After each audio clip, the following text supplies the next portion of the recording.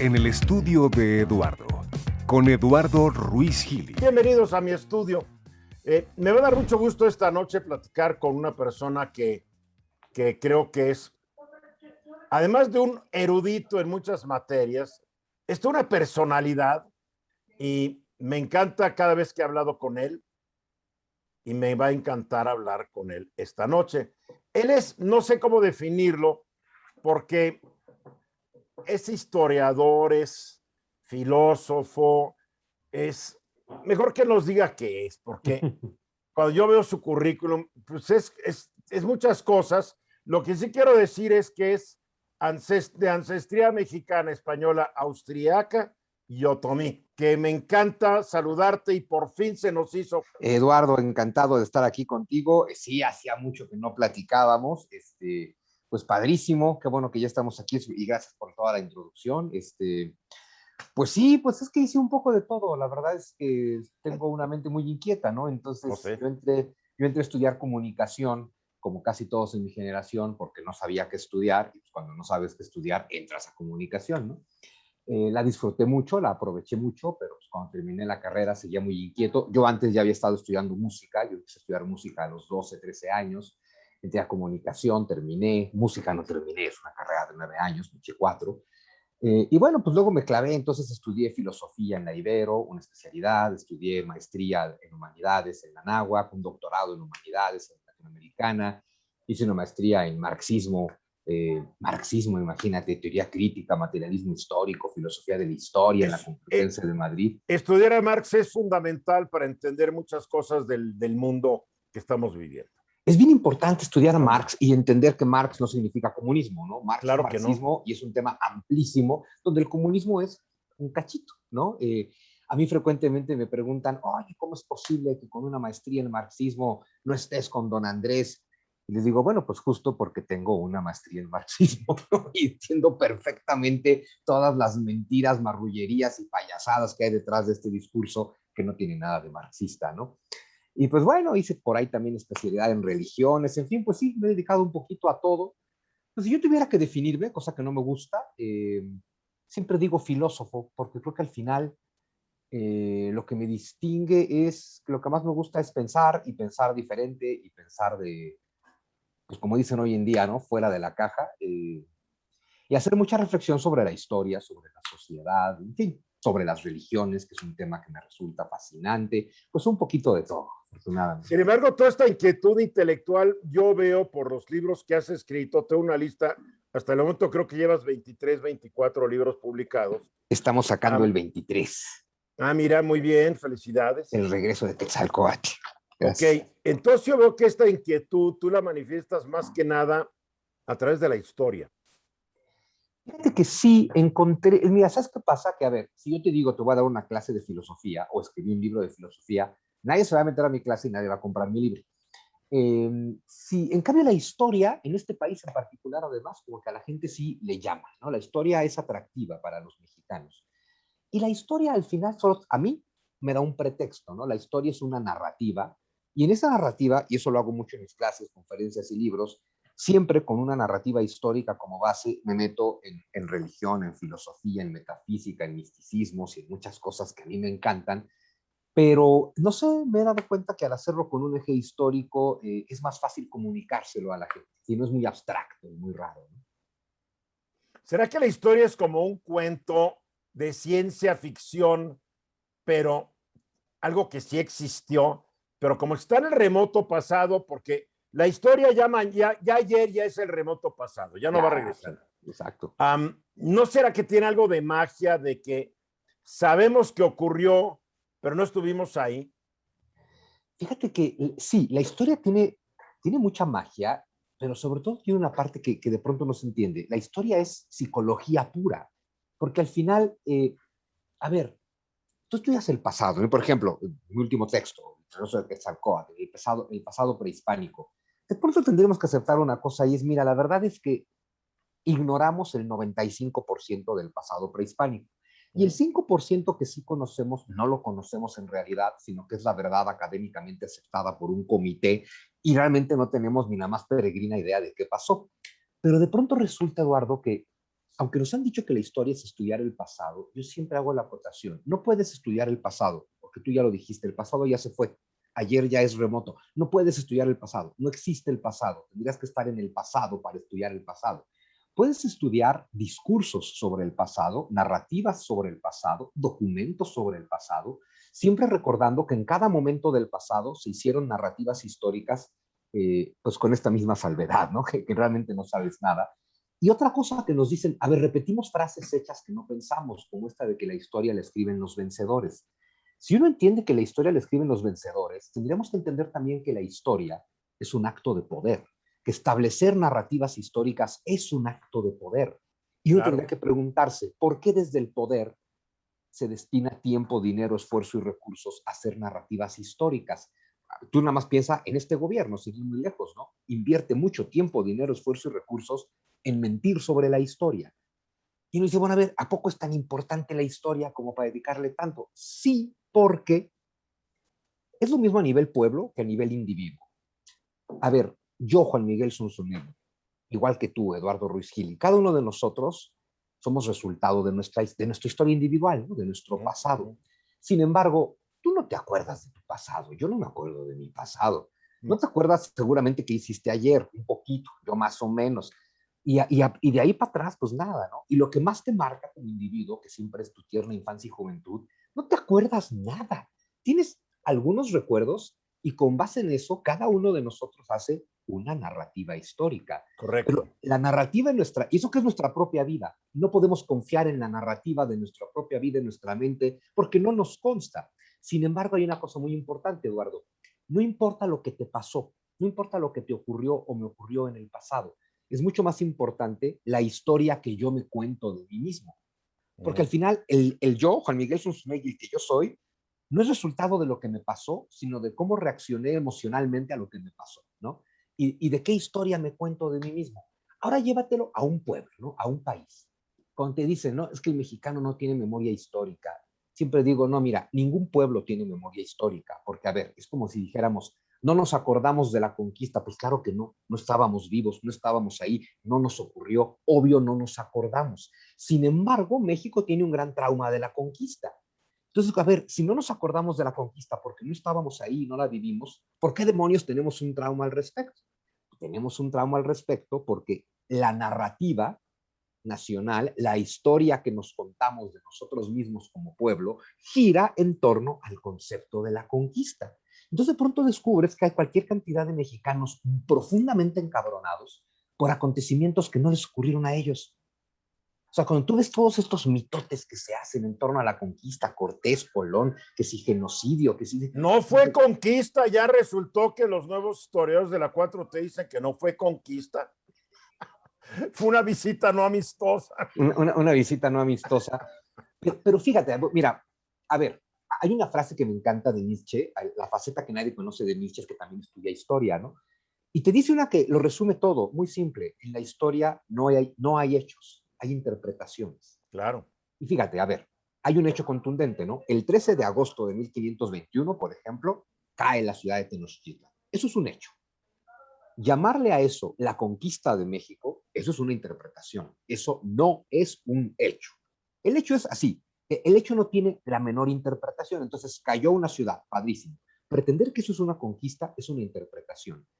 La nueva barrabasada que se inventaron ahora, ¿no? 500 años de resistencia indígena, no solamente nunca pasó, porque de pronto es bien importante que la gente entienda que la ciudad de Tenochtitlan cayó ante un ejército indígena. O sea, a ver, fue conquistada una ciudad, Tenochtitlan, y fue conquistada por tlaxcaltecas, texcocanos, cholultecas, cocotzingán, totonacas y malinalcas. Había 500 castellanos perdidos ahí que eran irrelevantes para ganar esa batalla. Aunque sin esos castellanos, estos 100,000 no se hubieran unido. Correcto. Ese es el ingrediente fundamental. Pero eso le puedes llamar conquista de México y hacer acabas una de decir algo, perdón, acabas de decir algo muy importante. Eran castellanos, no eran españoles. Ah, no, por supuesto que no. Tal vez había, pues, bueno, había extremeños, castellanos, pero España no existía. Bueno, a ver, esa es la parte fundamental, ¿no? Y México no existía exacto, tampoco. México no existe. Entonces, pero a eso me refiero con que la historia no estudia el pasado, sino las narrativas, porque la narrativa nos dice España conquistó México. Y perdón, si te vas a los hechos del siglo XVI, dices, pero es que un país que no existe no puede conquistar a otro país que no existe, y eso es lo que está ocurriendo en estas circunstancias, ¿no? Entonces tenemos una narrativa. Si a esto le agregas la payasada de 500 años de resistencia indígena, Ay. esto no tiene que ser verdad, pero si tú lo repites constantemente a toda una generación, se convierte en la nueva verdad y entonces ya tienes una narrativa que te dice, hace 500 años trataron de conquistarnos y llevamos 500 años en la lucha, lo cual no es cierto. No se ha visto, no se ha visto. Vamos a ir a unos anuncios. Regreso con Juan Manuel Zunzunegui y sus ideas tan interesantes y provocadoras. Aquí algo muy importante, estamos hablando de cómo las interpretaciones oficiales generalmente son las que aprendemos de los sucesos pasados. ¿No será que los grupos en el poder tienen que crear el mito nacional para crear cohesión entre los habitantes de un país? A ver, ahí va el mito. El mito es que encontraron un águila comiéndose una serpiente, aunque hay versiones de que estaba comiendo un pajarito. No lo sabemos. Bueno, y que venían de Aztlán y que su Dios les había dicho que iban a llegar al nopal, esto, aquello y aquello. Cuando hay otras versiones que dicen que los tepanecas le dijeron, sáquense, váyanse ustedes para allá que no los queremos aquí. No, bueno. Entonces se van creando los mitos, ¿no? Benito Juárez y su diligencia por toda la patria y siempre con cara de estoy salvando a México, ¿no? Exacto. Entonces, son los mitos que todos necesitamos agarrarnos de mitos y tal vez en nuestra propia historia personal que generamos con base en los recuerdos que nos queden y la manera en que las experiencias pasadas nos fueron transformando, pues también creamos nuestro mito individual, que tal vez nos sostiene para seguir enfrentando un mundo difícil. Pues mira, Eduardo, acabas de resumir lo que realmente es la mitología y que tristemente no se entiende en la cultura occidental, porque los seres humanos vivimos de mitologías, Claro. Creamos mitologías y nuestra mente está estructurada, formateada por mitologías, ¿no? Por arquetipos mitológicos que no buscan contarte la realidad, buscan darte una explicación que a ti te sirva. Que de pronto es bien importante eso, asumir, mira, la realidad es incognoscible. Entonces, lo que realmente yo necesito es una narrativa, un discurso mitológico. Fíjate, el problema es que de la Ilustración para acá, es decir, del siglo XVIII para acá, tenemos la estúpida idea de que la historia es una ciencia. No lo es. Ninguna ciencia social es una ciencia. No lo es, claro que no. Yo me he dedicado toda mi vida a estudiar ciencias sociales y por eso soy el primero que lo digo, esto no es una ciencia. Decir que las ciencias sociales no son ciencia ni siquiera es peyorativo, ni negativo, ni es para rebajarlo. Es para dejar claro qué son. Es decir, no es física, no es química y no es matemática. Exacto, punto. Esas son ciencias, punto. Y un día un economista con doctorado le dije, es que tú no eres un científico, no, la economía no es una ciencia. No. Tiene alta especulación, tiene alto margen de error, etcétera, etcétera, etcétera. Y se ofendió.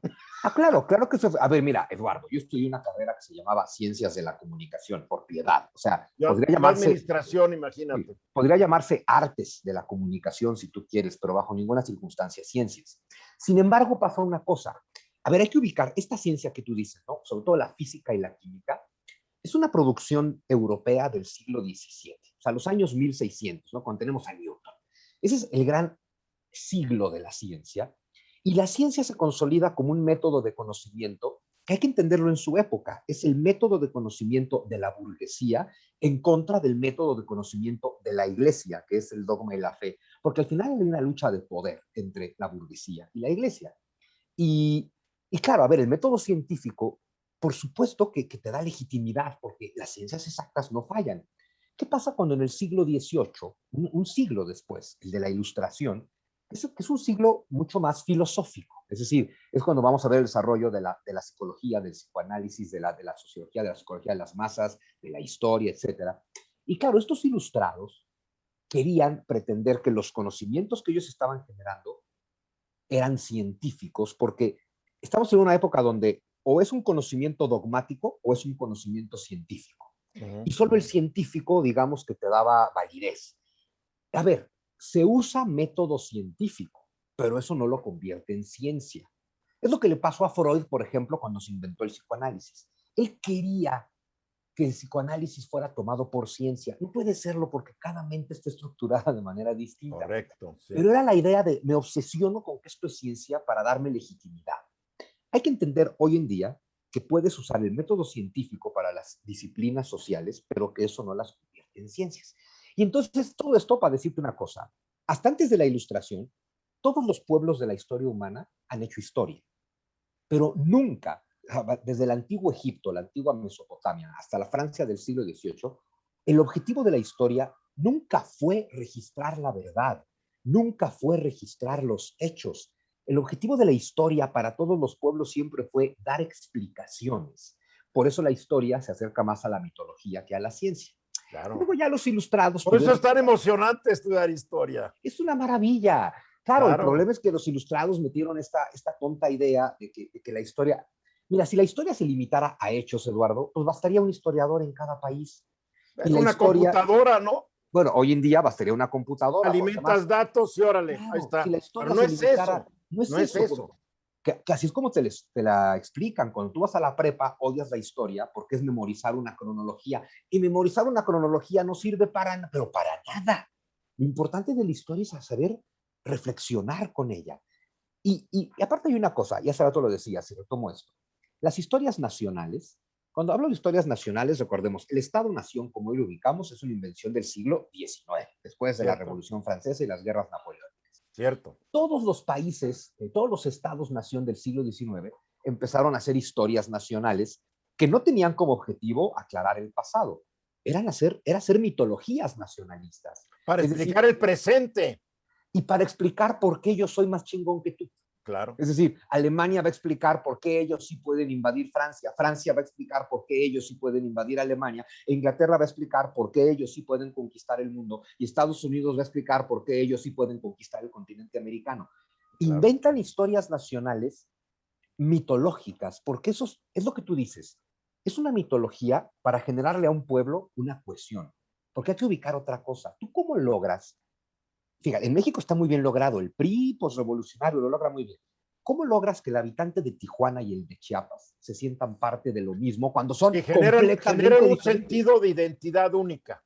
Claro, y sin embargo, el habitante de Tijuana se parece más al habitante de Los Ángeles y el habitante del Soconusco se parece más al habitante de Guatemala, pero cada uno de ellos está educado para sentirse más iguales entre ellos, aunque no lo son. Yo soy descendiente de mayas. Yo ya me hice mi ADN, yo ya tengo todo estudiado. Órale. Y cuando López Obrador está cantando las glorias de los aztecas, porque para López Obrador, el México prehispánico eran los aztecas. Yo digo, pues yo qué tengo que ver con estos. Bueno, tú y el 99% del país, porque lo que la gente no entiende es que, mira, te lo pongo en cifras para que parezca científico, ¿no? Si tú piensas en Mesoamérica, hablamos de un territorio de 1 millón de kilómetros cuadrados. De ese 1 millón de kilómetros cuadrados, los mexicas habitan una ciudad. Habitan unos cuantos miles de... O sea, habitan el 1% del territorio de Mesoamérica. Cuando hablas de Mesoamérica, hablas de 3,000 años de historia. De esos 3,000 años, los aztecas aparecen los últimos 200. Entonces son el 5% de la historia de Mesoamérica. Cuando llega Cortés, se calcula que habría unos 20 millones de habitantes en Mesoamérica, de los cuales los mexicas son 200,000, el 1%. Es decir, los mexicas son el 1%. Les tocó ser los últimos en caer y por eso nos acordamos más de ellos. Bueno, y con otro detalle, los mexicas, y esto nadie te lo cuenta más que yo en mi regreso de Quetzalcóatl, a ver, los mexicas no solamente aparecen hasta por ahí del año 1250 en el panorama mesoamericano, hay que ubicar de dónde vienen. No vienen de Aztlán, Aztlán no existió, Aztlán es parte de una mitología. Vienen de Oasis América, que sería el territorio que hoy sería, digamos, California, Nevada, Utah, Nuevo México, una zona donde los oasis permitían pequeños establecimientos humanos, pero no civilizaciones. No hay forma alguna de que los mexicas vengan de un lugar civilizado porque vienen del norte. Son chamanes del desierto. Son nómadas chamanes del desierto que caminan en grupos de docenas con lo que traen puesto y lo que pueden cargar. No son una civilización, no son constructores de civilización. Y ese grupo invade Mesoamérica en torno al 1250 e invaden Mesoamérica, la conquistan, la someten, toman el poder en el centro del lago y se dedican a sangrarla. Es decir, no solamente son el último piquito de la historia mesoamericana, sino que los mexicas no construyeron nada de esa Y el civilización. mito que ellos construyen es que también provienen de los toltecas. Lo cual es una mentira. Ya lo sé. Él se define de ancestros mexicanos, españoles, austríacos y otomíes. Y fue muy curioso cuando vi tu biografía, pues yo dije, a ver, ¿y yo cómo estoy? Porque yo me hice mis pruebas de ADN. Yo soy de ancestros irlandeses, suecos, noruegos, escandinavos. Tengo muy poquito de español, a pesar de mi apellido, y 14% de sangre indígena del sur de México y de Guatemala y de Chiapas. Así es. Y todo eso parece que no juega como eres y como te ves, quieras o no. A ver, estamos hablando sobre los mitos y el tema se me hace muy interesante. Estamos viendo una época sumamente particular donde todos los mitos están siendo puestos a duda. A ver, los mitos religiosos están en duda. Los mitos económicos que el liberalismo iba a salvar al mundo está en duda. Y cuando hablo de los religiosos, hablo del cristianismo, del islam y de todas las religiones. Hay crisis. El islam diría, no, está creciendo el islam. Sí, pero están matando entre ellos, o sea que hay crisis. Entonces, estamos dudando de nuestros mitos políticos. La clase política alrededor del mundo está desprestigiada. No estamos ya en el fin de los tiempos mitológicos, Juan Miguel, y tal vez entrando a una nueva era donde tarde o temprano se crearán nuevos mitos, pero tal vez ahora sí más basados en la ciencia que en las ciencias sociales o las religiones.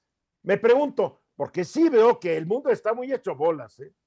Pero la verdad, Eduardo, es que, claro, es muy difícil para nosotros, los que habitamos hoy en día, tener perspectiva, pero el mundo ha estado hecho bolas siempre, porque el mundo ha sido un lugar confuso y dual siempre.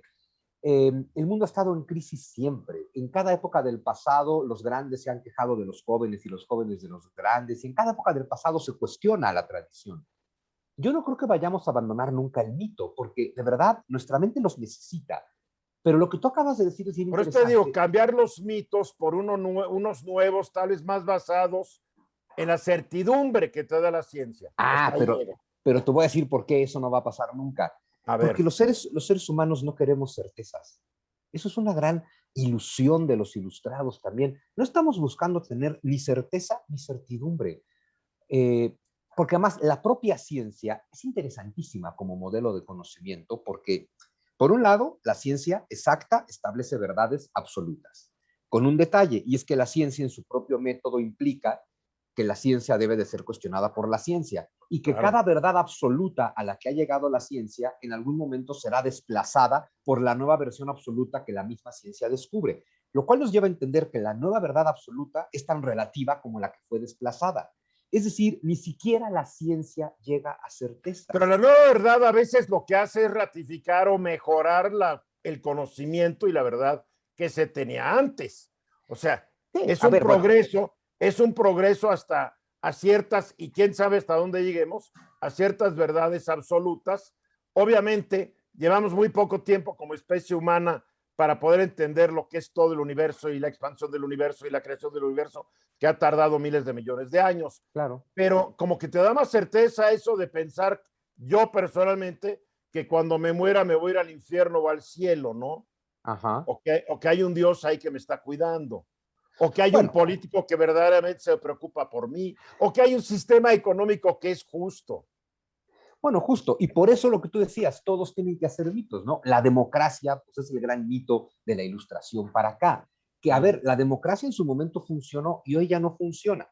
¿Por qué? Bueno, habría que a dedicarle todo un programa a entender por qué no funciona la democracia. Pero, a ver, si yo te digo que 2 más 2 son 4, pues 2 más 2 son 4 y eso no es un mito, eso es una verdad. Y tú no puedes construir una narrativa con eso. La mente humana quiere mitos.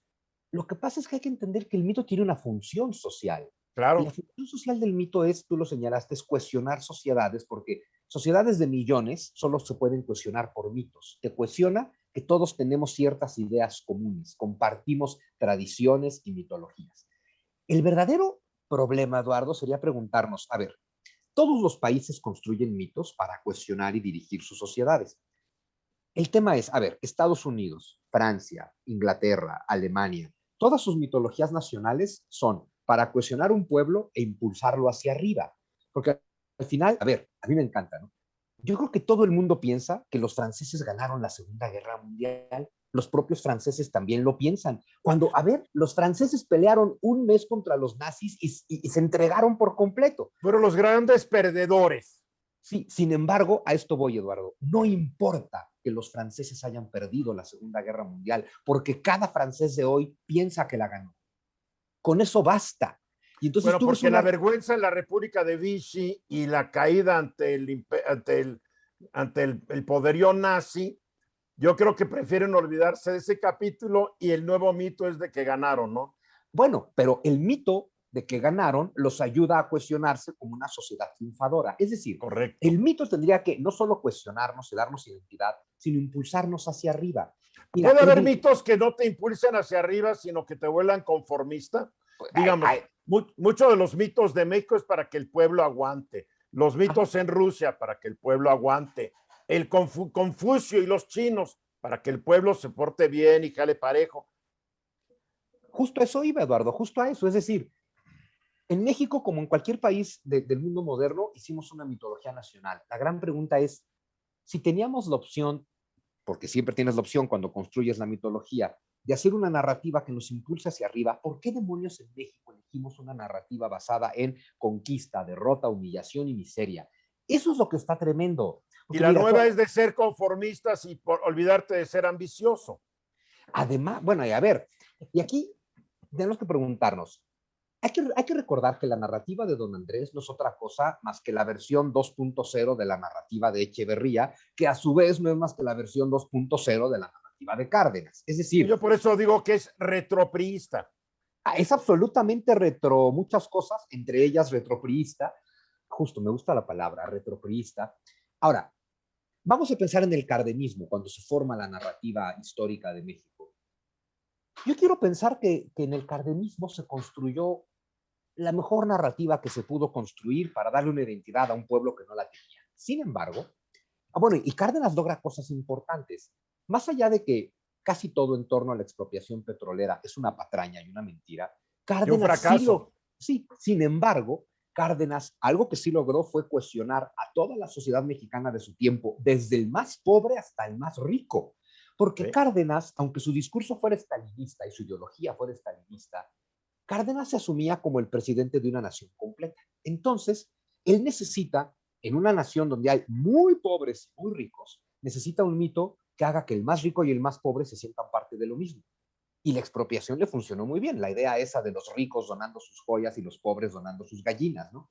El problema de la narrativa de Don Andrés es que es, mira, hay ricos y hay pobres y tenemos que rompernos la madre entre nosotros. Es una narrativa sustentada en el conflicto, porque el Señor es como un Huitzilopochtli que se alimenta de la sangre de los corazones de los humanos, Pero es que parte de necesita que tengas característica del conflicto. populismo contemporáneo, ¿no? Lo ves con Trump y su populismo, hacer que todo el mundo se pelee, lo ves con Orban, lo ves con el señor, con Erdogan. Con Erdogan. Es, es crear conflicto y pues a río revuelto, ¿no? Ganancia del pescador. Lo cual te habla de una cosa terrible, porque si bien en todas las épocas los políticos únicamente han querido poder y un hombre con poder solo quiere más poder, por lo menos en el siglo XX, Eduardo, eran, sí, quiero poder y quiero más poder, pero con base en cuestionar a un pueblo. Lo que está terrible es que ante la crisis de la democracia y ante las grandes crisis sociales y económicas del mundo de hoy, los que aspiran al poder digan, pues mira, ¿sabes qué? A mí no me importa reinar sobre las cenizas mientras yo reine. Entonces, no me... Terrible. Claro, porque además resulta que el odio y el conflicto funcionan para cuestionar a los grupos a los que tú controlas. Y lo que está claro, si yo te digo la culpa de todo es del rico, la culpa de todo es del empresario, la culpa de todo es del pasado, hay algo que está muy claro, la culpa de todo nunca es mía. Bueno, el PRI ya trae ese discurso, ya no nos volverán a saquear, los empresarios son malos. En fin, vamos a los mensajes, regreso con Juan Miguel Zunzunegui. A ver, estás dando clases y me gusta mucho porque yo de repente, pues, navegando en Facebook, que no lo hago con mucha... Yo no sé, pero yo uso Twitter, uso Facebook, uso Instagram, más que nada para mandar mensajes de lo que hago, pero no estoy todo el día ahí viendo qué pasa, qué pasa. Yo de repente navego en Facebook y veo que estás dando cursos y además muy interesante, creo que diste recientemente uno sobre Napoleón y a ver, platícame esa nueva faceta de maestro de masas, De maestro de porque más. con esto llegas a públicos que no te ibas a imaginar jamás dentro de una aula universitaria. Está maravilloso, Eduardo. A ver, yo doy clases desde que me acuerdo. O sea, yo empecé a dar clases a los 18 años, ¿no? Daba clases de música y bueno, fui cambiando los temas, pero es lo mío, es para lo que nací, es lo que siempre he hecho. Antes de la pandemia, pues, tenía yo grupos abiertos en el Instituto Cultural Helénico y era yo el maestro estrella. Tenía grupos de 50 alumnos y 50 alumnos es un montón, pero pues claro, tenías que vivir en la Ciudad de México, ¿no? Me decían mucho que cuando iba a dar cursos al resto del país, y de pronto, pues la pandemia me obligó al online y pues claro, está maravilloso que le llego a alumnos de todo el país. Tengo alumnos en España, en Estados Unidos, en Colombia, en Argentina. Es una maravilla. En el verano estuve dando, pues este verano se cumplieron 200 años de la muerte de Napoleón, entonces lo usé como pretexto para dar un curso de Napoleón, 8 clases de Napoleón y te faltan, porque claro, hablar de Claro. Napoleón es hablar Napoleón, la Revolución Francesa, los rusos, los ingleses, la Ilustración, las independencias de América Latina, todo, ¿no? Y Todo. ahora para este segundo semestre del año, siempre tengo la misma dinámica. Los martes doy temas religiosos y los jueves históricos. Entonces, los martes voy a dar un curso que se llama Después de Cristo. Es una joya porque es cómo los paganismos del mundo antiguo se convierten en el relato monoteísta cristiano en el Imperio Romano. Entonces es, digamos, de tiempos de Jesús a tiempos de Muhammad, del nacimiento del Interesante. cristianismo al nacimiento del Islam, cómo en un mundo tan politeísta y pagano se construye el relato monoteísta, ¿no? Ese es los martes de 7 a 9 son 12 clases. Y los jueves, que son más históricos, pues tristemente, y muy tristemente, pues se volvió a poner en boca de todos los temas del conflicto del Medio Oriente. Y creo que es muy importante, para mí es muy importante decir esto. Yo cuando explico historia, procuro dar visiones muy abarcantes, muy universales, porque me gusta dar versiones muy compasivas, porque es triste cómo usamos la historia para alimentar discursos de odio. Y hay temas que se prestan más para eso que otros, y el del Medio Oriente probablemente se presta más que ninguno, porque la gente o asume que o estoy del lado judío o estoy del lado palestino, lo cual, a ver, estar en un bando, en un conflicto, es ser parte del conflicto, ¿no? Tanto los palestinos como los israelitas tienen la razón porque cada quien establece el discurso racional desde su Cada punto quien de tiene vista. su razón. Exacto. Entonces me gusta darte versiones muy abarcantes, muy universales, para que puedas tener una gran comprensión y que la historia te ayude a tener compasión y no rencor.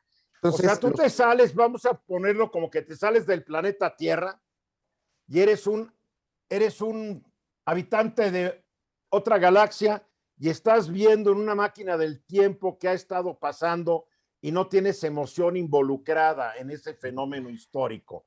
pues Y mira, dices, es imposible no entender ya lo emoción, sé, pero para efectos de lo que pero se estás intenta. dando, para que la gente entienda, te tratas de sustraer lo más posible de algún aspecto emocional, porque otra vez, y regresamos a lo que platicabas antes, tú no estás ahí, pero tampoco Claro. has estado ahí. Exacto.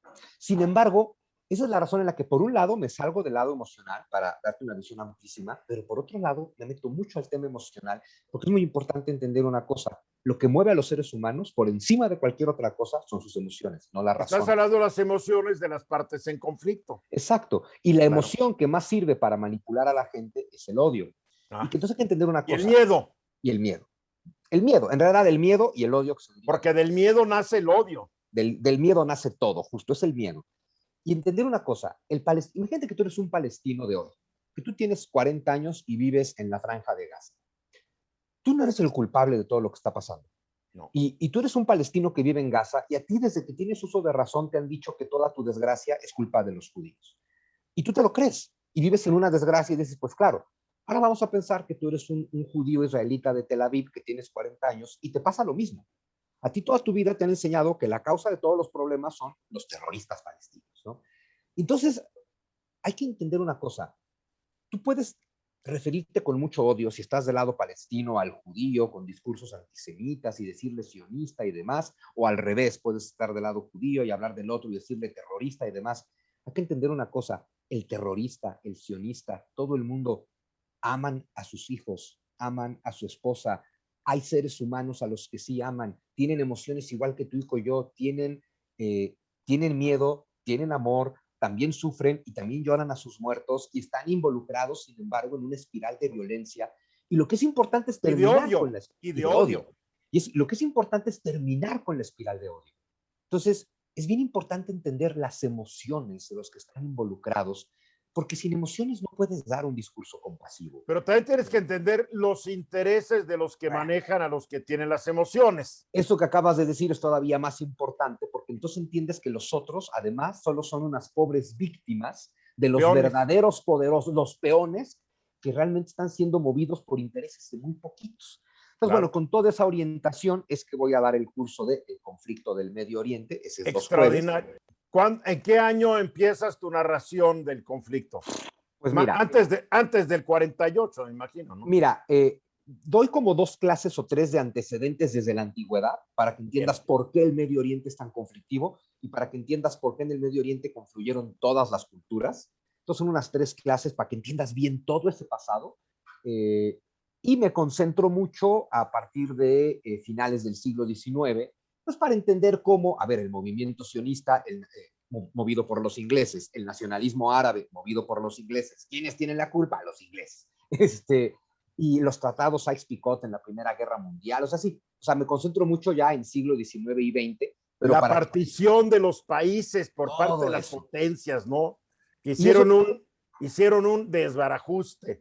claro, y eso te lleva a entender que lo que está ocurriendo hoy es un intento de un nuevo reparto del Medio Oriente, donde todos los que están ahí, israelitas incluidos, son víctimas de los verdaderos intereses de los verdaderos poderosos, ¿no? Entonces, bueno, esa es mi óptica del conflicto del Medio Oriente. Y ahora, pues tristemente, también se volvió a poner en boca el tema de Afganistán, que creo que también es muy importante entenderlo. Creo que nadie comprende, hay mucha gente que ni siquiera sabe dónde está Afganistán. Y, Entonces, voy a dar una y, masterclass sobre Afganistán el 4 de septiembre. excelente.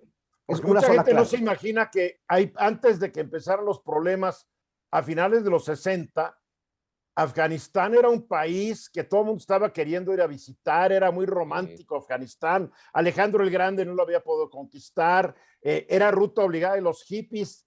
Sí, En por los 60 supuesto. los hippies se iban de Estados Unidos a Londres y de Londres a Afganistán. Era una ciudad, Kabul era una ciudad pujante, creciendo, con industrias, etcétera, hasta que empezaron los conflictos políticos, étnicos, Exacto. y un rey que le hizo cuartelazo su primo. O sea, muy Exacto, o interesante sea, la historia de es una cosa Afganistán. fascinante, ¿no? Cómo hay un rey y el primo hermano le da un golpe de estado al rey, lo proclama república, toma el poder y empieza el Y caos. después se echan al primo, después llega otro y se lo echan. Digo, son violentos, ¿eh? Bueno, pero también hay que entender por qué esa zona que es la frontera ancestral entre la zona de los nómadas y la zona de los civilizados sedentarios, es un punto nodal de las rutas de la seda. Entonces, bueno, pues voy a dar Y una la masterclass. riqueza mineral que hoy tiene, estaba viendo una nota que se calcula que la riqueza mineral puede llegar a ser como de 4 billones de dólares. Estás Bueno, hablando de un dineral de dinero, ¿eh? pues es que, y además, a ver, ya tenían algo como el coltán, era una cosa que se sabía, solamente se sabía de la existencia de coltán en el Congo, que también por eso el Congo no deja de estar en guerra, y ahora además el litio. Entonces, bueno, pues hay que explicarle a la gente de Afganistán, y bueno, voy a intentar hacerlo en 2 horas. ¿Cómo se inscribe la gente a tus cursos? Nos queda un minuto. Se meten a mi página es zunzunegui.com.mx, así mi apellido con zetas, zunzunegui.com.mx, o me buscan en Twitter, en internet, en Twitter, en Facebook o en Instagram, pero en la página ahí se inscriben a los cursos y a la masterclass y a todo. Si no pueden tomar presencial, el curso después está grabado y lo pueden tomar. Sí, Sí, el que no puede estar a la hora en vivo, las clases se quedan grabadas. O sea, yo te mando material, las clases se quedan grabadas para que las veas después. Entonces, pues es muy fácil. O sea, ya ni siquiera tenemos el pretexto de no tengo tiempo. Oye, me encanta siempre hablar contigo. Hay que hacerlo más seguido, ¿no? Yo encantado, de verdad, ¿eh? A mí disfruto mucho platicar contigo, efectivamente, así es que a la orden, cuando gustes. Nos vemos pronto. Te Claro que felicito, sí. te mando un fuerte abrazo, sigámonos cuidando. Juan Miguel Zunzunegui. Hoy he estado me ha estado fallando un poco la mente, pero en fin. Él es mi invitado de esta noche aquí en mi estudio. Yo soy Eduardo Ruiz Gili.